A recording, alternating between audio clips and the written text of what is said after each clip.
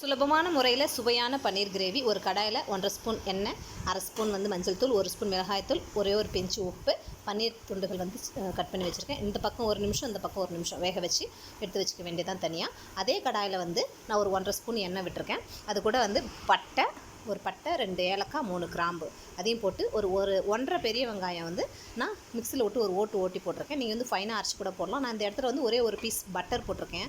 இது வந்து ஆப்ஷனல் தான், தேவைப்பட்டால் போட்டுக்கலாம். அப்புறம் மசாலா தான், 1 ஸ்பூன் மிளகாய்த்தூள், 1.5 ஸ்பூன் மல்லித்தூள், 1/2 ஸ்பூன் பெருஞ்சீரகத்தூள். மசாலா போட்டு ஒரு கிண்டி நான் வந்து 3 தக்காளி வந்து நான் அரைச்சி வச்சுருக்கேன். அதையும் போட்டு ஒரு கிண்டிக்கலாம். இப்போ கொத்தமல்லி தழைகள் போட்டுக்கலாம். ஒரே 1 கப்பு தண்ணி விட்டு உப்பு போட்டு நம்ம வந்து ஒரு கொதிக்க விட்டுக்கலாம். கொதி வந்ததும் அதுக்கப்புறம் நான் வந்து இந்த பன்னீர் துண்டுகளை போட்டு ஒரே 1 நிமிஷம் நம்ம வந்து அப்படியே இந்த பக்கமும் அந்த பக்கமும் திருப்பி விட்டுக்கிட்டால் போதும். ஒரே 1 நிமிஷம் கொதிக்க விட்டு நான் வந்து கசூரி மேத்தி தூவி இறக்கிட்டேன். அவ்வளோதான், சூப்பரான பன்னீர் கிரேவி ரெடி ஆயிடுச்சு. தேங்க்யூ.